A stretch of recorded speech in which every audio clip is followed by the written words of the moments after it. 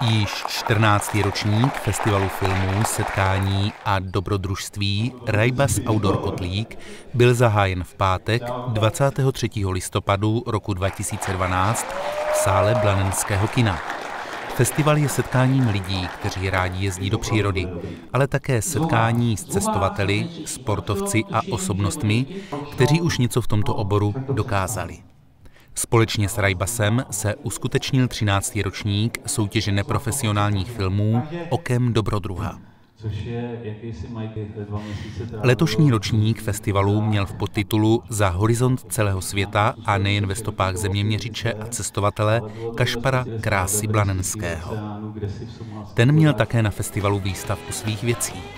Kašparu Krásovi Blanenskému se jakožto vlastenci nezamlouvalo označení zdejší turistické destinace Moravské Švýcarsko a sám pro ní používal poetické a marketingově vhodné označení Moravská krása, kterýžto název byl později zkomolen na Moravský kras. Pro všechny návštěvníky byly připraveny besedy, výstavy fotografií a filmy, ale také workshopy, koncerty, sportovní aktivity nebo šifrovací hra.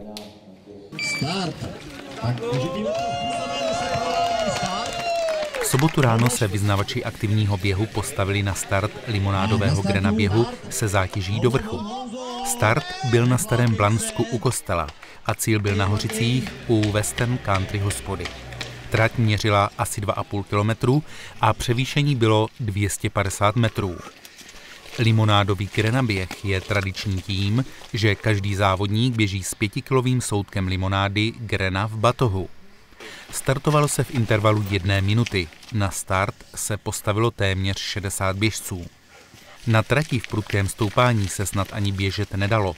Pouze velmi silní a vytrvalí jedinci tuto část mohli vyběhnout.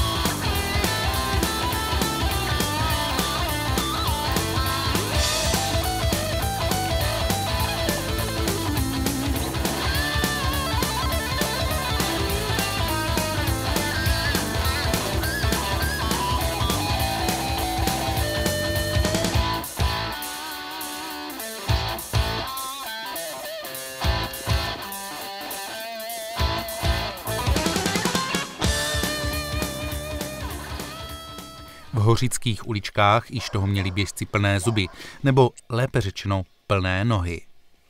V cíli závodníkům do smíchu jistě nebylo, chyběl kyslík a kdo chtěl zaběhnout čas menší než 20 minut, si jistě sáhnul až na dno svých sil. Přesto někteří probíhali cílovou rovinkou sprintem a snažili se na poslední chvíli zlepšit svůj čas. Pojď. 50, 47, 60. Pojď. Jaký to byl zážitek? Hezký. Do kopce. Co na tom bylo nejhoršího? Kancelářská krysa se projevila celotýdenní. Byl nejhorší začátek nebo konec? Od začátku do konce to bylo nejhorší. Mezi ženami získala prvenství Radka Kopecká z Benešova, mužskou kategorii vyhrál Hynek Dolák z Blanska. Ženám, veteránkám, dominovala opět Alena Žákovská, která byla nejlepší v celkovém hodnocení žen. Vítězem kategorie muži veteráni se stal Daniel Orálek, který byl absolutně nejrychlejší a dosáhl nejlepšího času 12 minut 15 vteřin.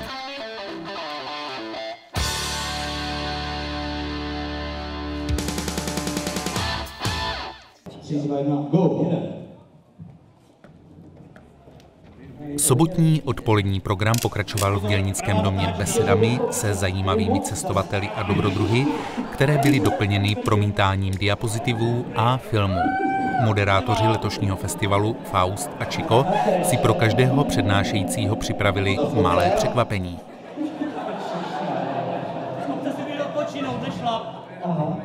Elisa, pohoda, nech se ohýbat větrem. A teď zamakej. Blíží se dlouhé stoupání.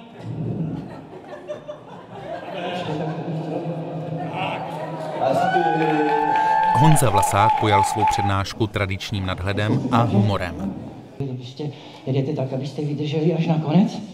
Takže pár fotek z těch závodů a pak už mě i tady vyžívali, ale to prostě za chvilku vás to přestane bavit, že? To bylo to. Zasekne se o řídítka, jo, a nemůže těma nohama dopředu, tak to je teda krize, jo. A mě právě, já dost často jsem padal takhle, jo, protože už asi ty plotinky, ty klouby nejsou tak ohebný, jo, tak člověk už tu roznožku přes ty řídítka prostě nedá. Festival podpořil také svojí účastí starosta města Blanska pan Lubomír Toufar. Těší mě, že tady tento 14. ročník Rajbasu úspěšně pokračuje, že se ho zúčastnila kromě samozřejmě osob z různých koutů a částí republiky, taky velká část blanenšťáků. Takže jsem rád, že to takhle funguje, samozřejmě díky sponzorům a díky pořadatelům za to, že to může fungovat a já se můžu těšit na ten 15. ročník, takže vám přeji krásný zbytek sobotního večera, krásný zítřejší den a těším se na ten 15. ročník. Děkuju. V sobotu večer byly také vyhlášeny výsledky ryze amatérské filmové soutěže Okem dobrodruha. Do soutěže bylo přihlášeno celkem 18 filmů. Porota ve složení: Jan Popelka, Petr Bednář, Alena Žákovská, Pavel Langer rozhodla takto. Cenu Alp Sportu za nejlépe zpracovaný dokument získala reportáž 24 hodin kolem Olešné, režie, scénář, kamera Eduard Mocek z Frýdku Místku. Třetí místo obsadil film Mercůň, režie, scénář Martin Jurza, kamera Petr Kováč a Martin Jurza z Beckova. Na druhém místě skončil film Recept na fašírovaný čundřenec na sajanský způsob, režie, scénář, kamera Faust a Chico a kolektiv Babice nad Svitavou. První místo získal film Siberu, režie, scénář, kamera Miroslav Haluza z Brna. Môj film Mercúň je vlastne portrét človeka Pavla Bala, ktorý je veľmi známy zoológ na Slovensku a on sa vlastne vyznačil tým, že vďaka jeho činnosti sa znovu do belianských tratí až vrátil svišť. A je to v podstatě dokument o tom, jak se taťkové od rodin za plnění manželských povinností dovedou dostat na čundr do daleké země. Doplňujeme to nějak? Možná dobrá rada pro všechny tatínky, kteří doma to mají těžký a získávají plusové body pomalu, mnohem rychleji je ztrácí, takže aby jsme mohli někam vyrazit, je potřeba ty plusové body nazbírat. Vřele doporučujeme vařit, uvidíte proč. Můj film se odehrává na letošní expedici lednové na ostrově Siberu. Ten leží u indonéské Sumatry a je to ostrov šamanských kouzelníků Mentawajců. Je to film, který se asi porodě líbil, protože je plný bahna, malárie a všemožných potvor a je to taková hodně zajímavá záležitost, ale myslím, že každý z vás, který v tomto sále je schopný se tam dostat taky a podívat se na ty úžasné lidi, kteří tam žijou. Z pestrého programu jistě všechny zaujala soutěž na fest, která se postupně vypracovává z okrajové záležitosti k jednomu z nejnavštěvovanějších bodů programu festivalu. Tentokrát si lidé přehlídku recesistických filmů vychutnali na hlavní scéně v Dělnickém domě. V přihlášených filmech soutěžící natočili a bleskově sestříhali vlastní cestu na Blanenský festival. Porotu nejvíce zaujal snímek tradiční autorské dvojice Faust a Chico, kteří na Rajbas dorazili stopem, spoře odění a zbalení.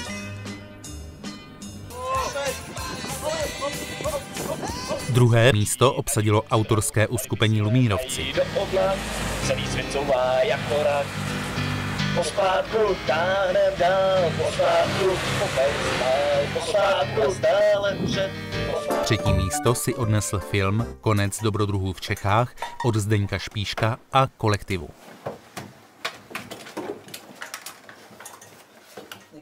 Na čtvrtém místě skončil film Doporučeně od kolektivu Jolany Chalupové.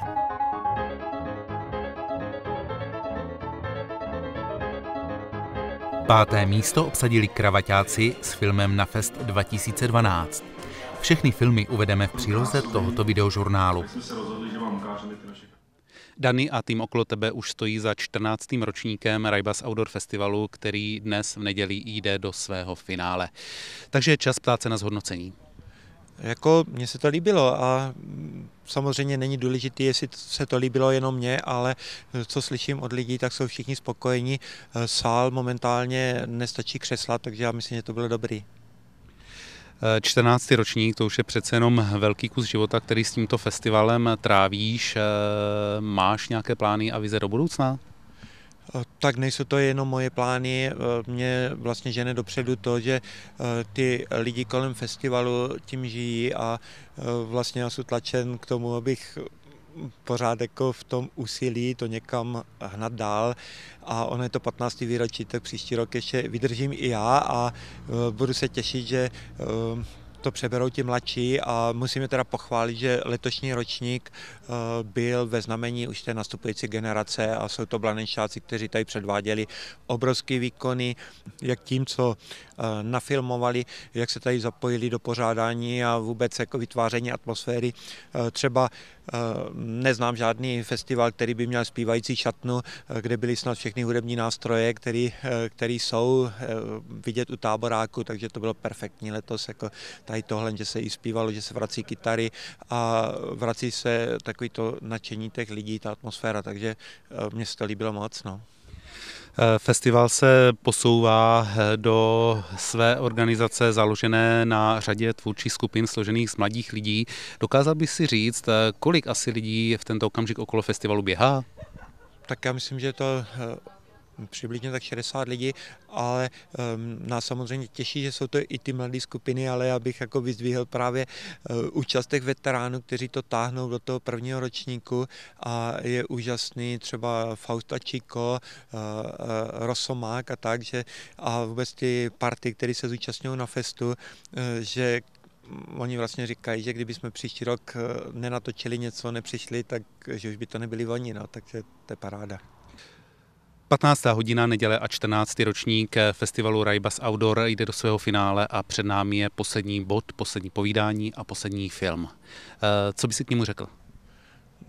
Takže mám radost, že to dospělo do toho finále, protože ty 3 dny byly hodně náročný, ale zároveň mám radost, že diváci uvidí premiéru filmu, který vznikal tady v Blansku, vlastně v režii Radka Popelky a v produkci Honzy Popelky a je to film o naší cestě do Mexika, kterou jsme absolvovali s naším nejlepším ultramaratoncem Danem Orálkem a je to o našem závodě s nejlepšími přírodními běžci světa Starahumary a vlastně o tom, jak nás to setkání nejenom s indiány, ale vůbec s lidmi kolem toho, jak nás poznamenalo. Ten film Darka není jenom o běhu, ale je vůbec o nějakém přístupu k životu, kdy vlastně na tom, jak žijí ti indiáni a co vlastně ten běh pro ně znamená a vlastně co znamená to setkání, to byla taková slavnost běhu, kde se setkali lidé, kteří se věnují běhu na dlouhé tratě a který vlastně oslovila kniha Zrození k běhu, která teď momentálně je překládána do všech jazyků světa, byla vydaná i teď v češtině a vlastně nás inspirovala k té cestě. A vlastně to, co jsme tam zažili, tak jsme se snažili zachytit do toho filmu a já se těším, že odezva diváků bude taková, že se nám to povedlo. Před uvedením posledního filmu letošního festivalu Run Free promluvil jeho režisér Radek Popelka. Já jsem vlastně byl s Danem tenkrát v Indonésii, točili jsme film o Borneu a vlastně toto je jakoby další věc, takže až po 8 letech nebo tak, takže nevím, jestli vůbec ještě držím krok s tím outdoorovým světem a spíš ten můj outdoor spočívá v tom, že žije na vesnici a s ekologicky mláděnou manželkou všechno, takže mám zakázaný kamkoliv lítat a jezdíme vlakem a na kole, takže já už se jakoby nikam nedostanu dál. Nedílnou součástí uvedení nového filmu byl i jeho křest. Křtíme tě, DVDčko, ať si inspirativním pro své diváky, ať v něm najdou i splnění svých snů a nápadů, jak něco v životě docílit. Křtíme tě, ať si inspirativní i pro tvůrce, a až příště opět zaklepeme na dveře studia Audiovizuál, tak ať opět udělají tu medvědí službu, že do toho díla nainvestují mnoho a mnoho hodin chuti, nápadů a invence, tak, aby jsme se mohli i v dalších ročnících při podobných projekcích potkávat. Run Free, poselství bílého koně. Film Run Free, poselství bílého koně, vypráví o mexických cestách Aleny Žákovské a Milana Daňka a neobyčejné setkání party českých běžců s Cabalem Blankem během závodu na 50 mil z Indiány Tarahumary. Tímto filmem byl zakončen letošní úspěšný festival Rajbas Outdoor Kotlík ke spokojenosti všech účastníků, přednášejících, autorů a pořadatelů.